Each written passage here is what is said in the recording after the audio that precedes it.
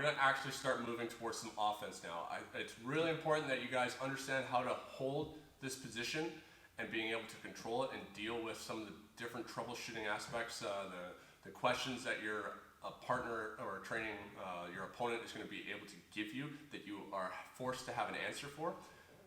But obviously, we want to know how to do the choke. So in this instructional, we're going to be just going over the rear naked choke, but before that, going over some hand fighting to get there. Everyone has been in this situation where you have someone's back, but you're unable to finish them.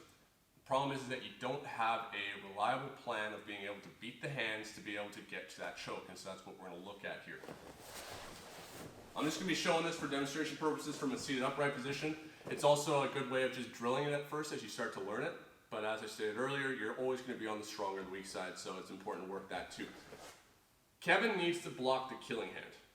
He does not care about this hand. If he puts any effort into this one and he's not focusing on this, I'm just going to be getting the choke. Kevin needs to be using a Y block or Y grip here with the thumb blocking at the wrist and a thumbless grip grabbing right next to this grip as high as he can so he's accessing the end of the lever. If I had my hand open like this and Kevin can grab the fingers, that's going to be even stronger because it's the end of the lever, so try not to ever have your hand open like this. Closing, curling the fingers in. This, our underhooking hand, its purpose is to get into the grip fight to be able to help beat these hands. So what we're first going to be looking at doing is establishing motorcycle grip here so that we can start bringing the hands closer to our opponent's body here. The closer I can bring the hands to the body, now it's going to be easier for me to work. The two directions that you're going to look to go is either over top with this kind of cheesy wrist lock to break the structure of his hand so that we can start working towards a double motorcycle grip. That's what our goal is right now. Or I'm going to circle underneath the thumb and come over top. And so the way that I choose is if there's space between Kevin's arm and his chest, then it's too hard for me to reach out and get over top of his arm. I'm going to see I bend my wrist, I'm compromising my own structure trying to get there, but there's only the thumb blocking me on the one side of the body, and so from here, I'm just going to turn my thumb down and circle it into his chest, pull it in, and then come over top, no thumbs, gripping up at the wrist and the hand, and right beside it, accessing the end of the lever.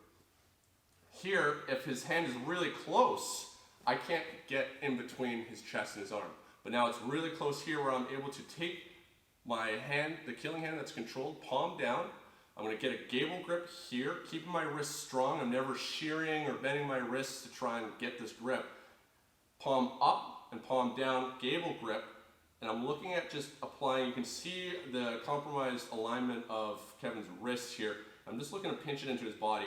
If he holds on to this, it's going to cause him more pain. People will let go and start working their arm out from here. As it does, we're working on getting this grip where we're going to end up with this double motorcycle grip over top here. The goal from here is to beat this hand down. This hand's already out of the way. Kevin has to migrate down to the end of the lever to defend this, which is going to make it easy to grab. If he stays up where he was before, he doesn't have strong enough control unless there's a massive size disparity in strength.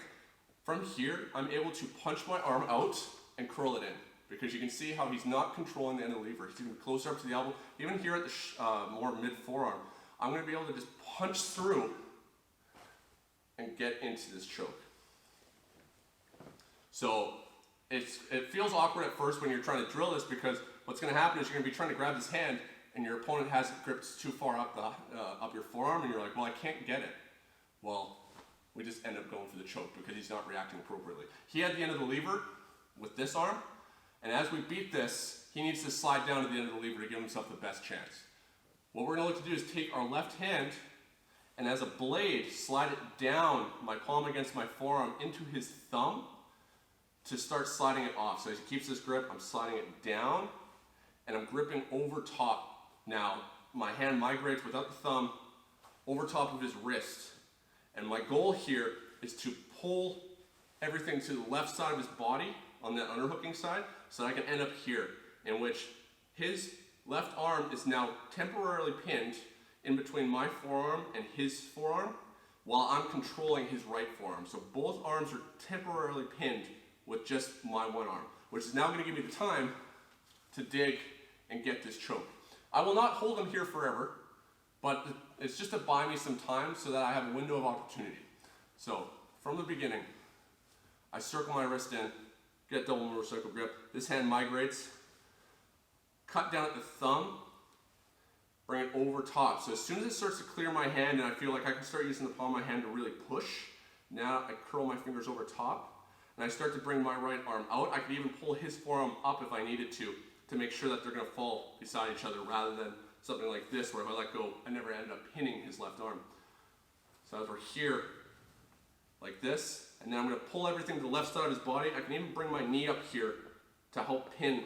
So the goal is, his body is blocking one side of his arm, my leg's blocking another side, his forearm is blocking the front, my forearm is blocking the top. He's 360 degrees covered.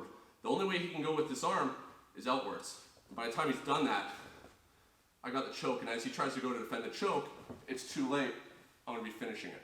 So this is something that my instructor and I drilled all the time at the beginning of any class or any drilling session because it's super light. It's a nice little warm up to get your brain going.